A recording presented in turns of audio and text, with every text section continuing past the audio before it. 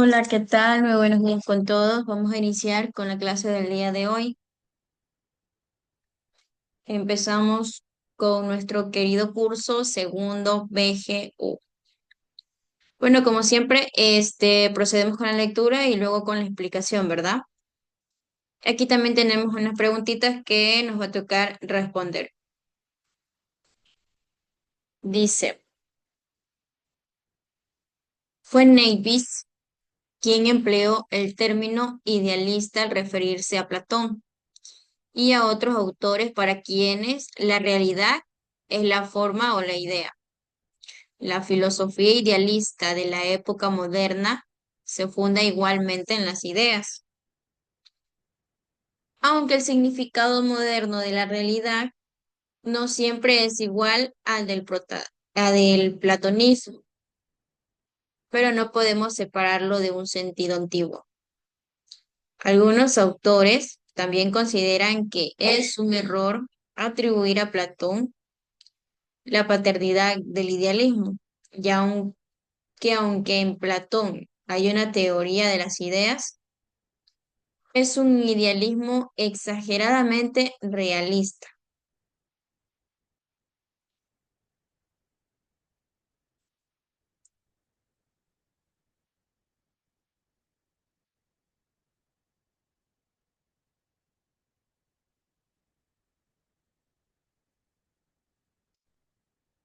El idealismo como doctrina se contrapone al realismo y reduce lo que podemos percibir por medio de los sentidos y que es accesible al mero pensamiento, ya que para esta corriente lo que aún no puede verse puede ser comprendido. El idealismo pretende reducir el mundo o una actividad del espíritu. Pretende identificar lo real con lo racional, el objetivo con el sujeto o la conciencia. Y aquí tenemos algunas clases del idealismo. El idealismo absoluto, que lo que la teoría de la ciencia pretende hacer es desarrollar el sistema de las formas necesarias de representar y conocer, queriendo ser así una filosofía primera u ontología fundamental. A eso era la que definitiva quería llegar Kant, con su deducción trascendental que los conceptos puros del entretenimiento. El idealismo objetivo, el punto de partida lo constituye el idealismo de Kant, pero es el Kant de la razón práctica el que se revela como el verdadero Kant. No le interesa el ser y el cosmos, ya que Kant vio en el nombre del valor absoluto el nombre que lo es todo. Yo en Fichte es la fuente originaria de todo ser cósmico. El idealismo de Kant era un idealismo crítico para Fichte, que era trazar una frontera para el yo cognoscitivo donde no hay límites. Por esto llamamos objetivos a ser idealismo, que reduce al sujeto todas y cada una de las cosas que lo es todo.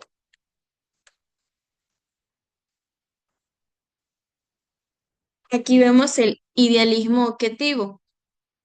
Descubre tras el ser, el espíritu, como auténtico ser y fuente del venidero. Pero siendo este espíritu independiente de nuestro yo, de esa forma llegamos al idealismo objetivo, expuesto principalmente por Schelling.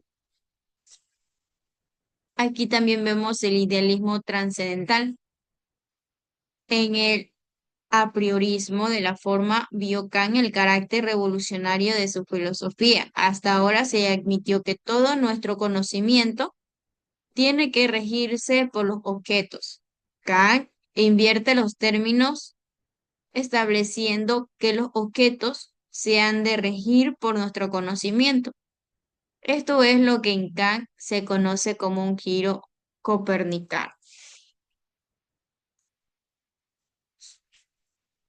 Ahora vamos a explicar el concepto. Si el idealismo se opone al realismo, al afirmar que la realidad también está fundamentalmente en las ideas y la mente, en contraste con el realismo que sostiene que el mundo existe, independientemente de nuestra percepción. Si nosotros hablamos del idealismo, también reduce lo que percibimos a una actividad del espíritu, ya que lo que aún no se puede ver también puede ser comprendido a través del pensamiento. Ahora, el idealismo versus realismo. El idealismo considera que el mundo es una construcción de la mente y la conciencia humana. Una de sus características es las ideas, que son el punto de partida de todo conocimiento posible. Otra característica sería los objetos que percibimos se explican como parte de una actividad del espíritu. Otra característica sería que se centra en el sujeto o la mente que conoce. Ahora hablemos del realismo. Sostiene que los objetos y la realidad existen más que todo independientemente de la mente que lo percibe. Una característica sería que se centra en el objeto del conocimiento. Otra característica sería que el mundo está constituido por sí mismo y es algo que se busca conocer. Ahora vamos a resolver estas preguntitas que tenemos aquí con respecto al tema que acabamos de leer. Dice, explica con tus propias palabras qué es el realismo epistemológico. Si no me recuerdo, estuvimos hablando el día de ayer sobre este concepto. Si se acuerdan, hablamos de que es la idea de que podemos conocer el mundo tal como es en sí mismo. También su manera objetiva e independiente de nuestra mente. Sostiene que existe una realidad exterior que podemos descubrir y comprender a través de la experiencia y la razón. Y que nuestro conocimiento también puede ser una descripción precisa de esa realidad. Es posible también conocer la realidad para los realistas, el conocimiento científico y la experiencia que también nos permiten acceder a la verdad sobre cómo son las cosas. Se opone a las posturas como el idealismo, que sugieren que la realidad depende de nuestra percepción y que no podemos conocer el mundo más allá de nuestras propias ideas. Esta perspectiva, más que todo, también define la existencia de una verdad objetiva y universal que se puede alcanzar, aunque a veces solo de manera aproximada. La siguiente pregunta que tenemos aquí dice, ¿cuáles cree que son los límites de esta postura?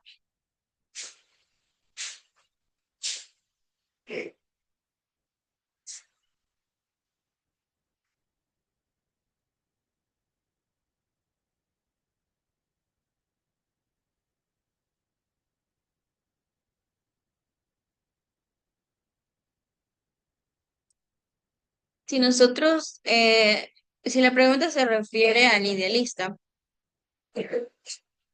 incluyen que el riesgo de desconectarse en la realidad física, ya sea un exceso de confianza en ideas o por una desconfianza extrema de los sentidos en el mundo material, lo que puede llevar a una ilusión o a una inacción.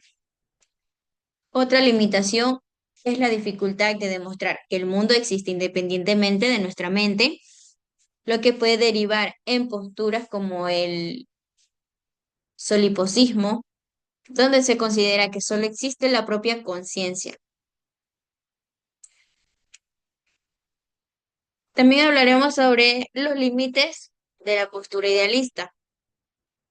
¿Cuáles creen que serían los límites de la postura idealista? Uno de esos límites sería la desconexión de la realidad física. ¿Qué entendemos con eso? Que una tendencia idealista puede llevar a priorizar las ideas sobre las limitaciones del mundo físico. Un realista también vería estas limitaciones como la de un nadador marco, mientras que un idealista podía crecer que puede superarla solo con la mente, lo que puede llevar a la disección. Otro límite sería la inacción, o ilusiones. ¿Por qué? Porque la búsqueda de una idea también puede generar una gran tensión con la realidad. Cuando esta tensión es insoportable, la persona puede crear una ilusión, asumiendo más que todo que la realidad es como la idealiza, o puede volverse paraliza por la distancia entre su mente y la situación actual.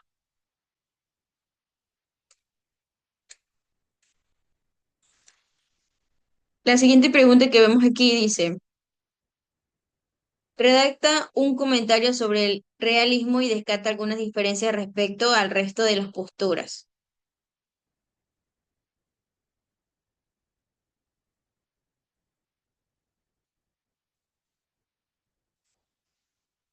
¿Qué podemos responder a esto? Dice, redacta un comentario sobre el realismo y que también debemos marcar algunas diferencias respecto a estas posturas. El comentario que deberíamos de poner es que el realismo se enfoca en la observación directa, la objetividad y la fidelidad a lo que se percibe. Ese es el comentario que podemos poner sobre el realismo. Ahora también nos piden algunas diferencias respecto a estas posturas. El idealismo sostiene que la realidad es creada o también depende de la mente humana, mientras que el realismo afirma que los objetos existen independientemente de alguien los piense o los perciba. El romanticismo, el realismo se opone directamente al romanticismo. ¿Por qué? Porque glorifica lo que sería la emoción, la imaginación y también las ideas objetivas. Mientras que el realismo, por su parte, busca una representación objetiva, a menudo concentrada en la vida cotidiana.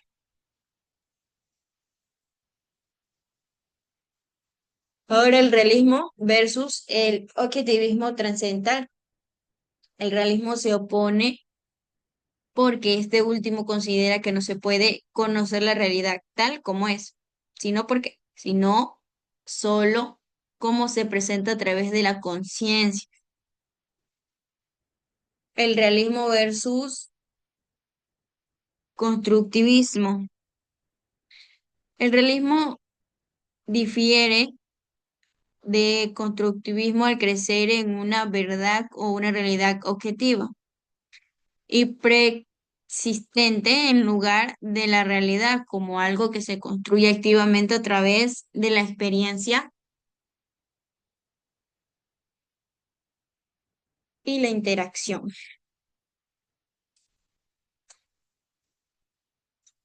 Vamos a seguir aquí mismo, así mismo, vamos a leer todo, luego procedemos con la explicación. En la página de acá ya procedemos con la lectura, una breve explicación, las preguntas. Dice acá, el pragmatismo.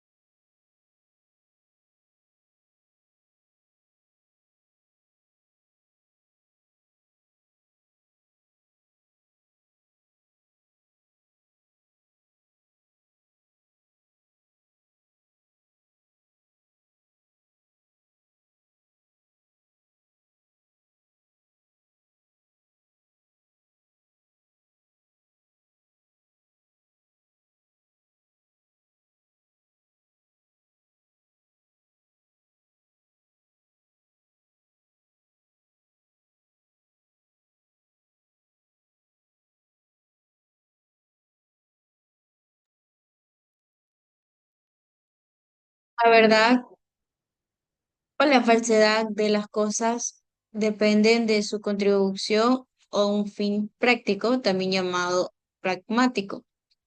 Al enfrentarse con la realidad, que el sujeto también debe encontrar una manera de orientarse, de situarse y alcanzar un fin.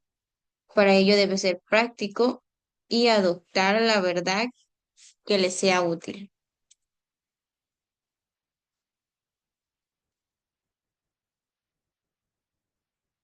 Entonces, la verdad teoría debe estar en congruencia con la práctica. Para que algo sea verdadero, debe plasmarse bajo la forma de una actividad práctica.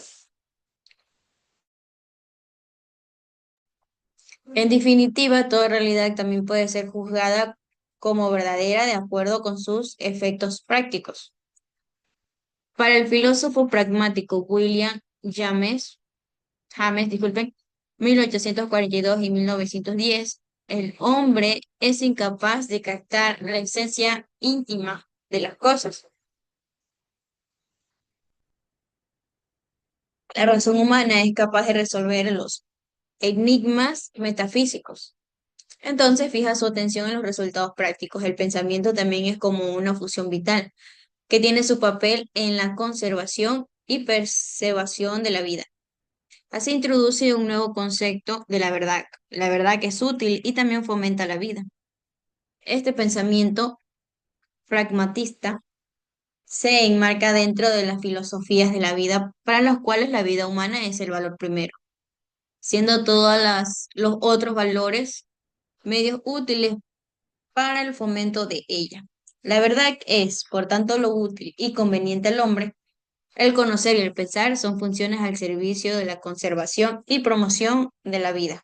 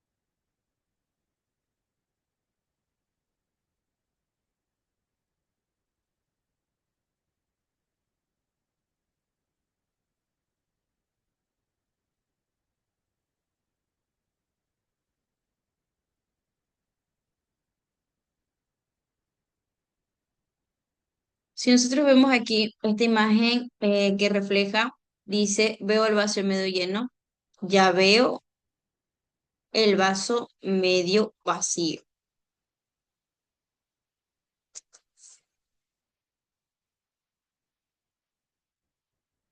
La imagen relaciona el pragmatismo con la conocida frase, esta es una frase muy práctica, ver el vaso medio lleno o medio vacío, para ilustrar la perspectiva de esta corriente filosófica. ¿Cuál sería su pragmatismo que esta corriente filosófica, cuyo padre es William James, se centra en la utilidad y las consecuencias prácticas de las ideas y creencias? Para un pragmatista, la verdad no es algo absoluto, sino que se define por su, se podría decir, eficacia y por los resultados que produce en la práctica. Ahora, la analogía del vaso, la frase que les estaba comentando, ver el vaso medio lleno o medio vacío, es una metáfora de la actitud o perspectiva de una persona ante una situación. El pragmatismo también se acerca en las consecuencias de estas perspectivas en lugar de debatir si el vaso está adjetivamente medio lleno o medio vacío. ¿Qué quería un enfoque más teórico? El pragmatismo se preguntaría, ¿qué consecuencias prácticas tiene para una persona ver el vaso de una u otra manera? La verdad, de esta perspectiva, más que todo se evaluaría en función de su utilidad para la vida del individuo.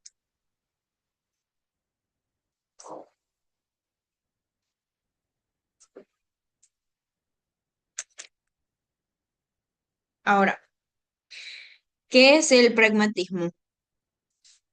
¿Qué podemos entender con esto?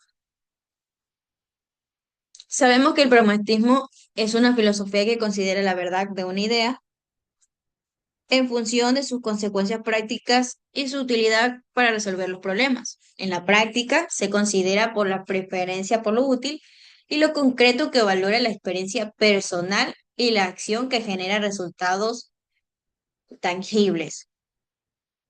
Las características principales de esto es el enfoque a la utilidad, el énfasis en la experiencia, la acción, también el resultado, el rechazo del idealismo y racionalismo. ¿Qué entendemos con el enfoque en la utilidad? Se valora más una idea de lo que funciona o resuelve en lugar de su origen o coherencia abstracta.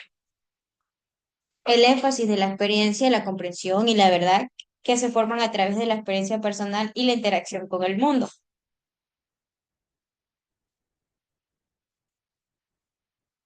Las figuras claves de esto, del pragmatismo, se considera por tres personajes. Charles Sanders desarrolló una versión de pragmatismo relativado con la ciencia y la importancia de las creencias sean accionables. William, que es el personaje que vemos ahorita en pantalla, se centra en las aplicaciones prácticas de las ideas, especialmente en lo moral y en la psicología. Otro personaje de esto también sería John Dewey, que se enfoca en la educación y en la democracia. Y también consideraba que el pragmatismo como una forma de abordar problemas reales a través de la experiencia común, como se menciona en un artículo. Ahora, por último, ¿qué significa pragmatismo? Si nosotros buscamos en el diccionario, pragmatismo significa actitud o tendencia de quien tiene preferencia por lo práctico o útil. Ese sería su significado, porque ¿qué es? Ya sería otra pregunta. Bueno, sin más que decir, con esto concluimos la clase del día de hoy. Espero que tengan un bonito fin de semana y ya nos vemos el día lunes.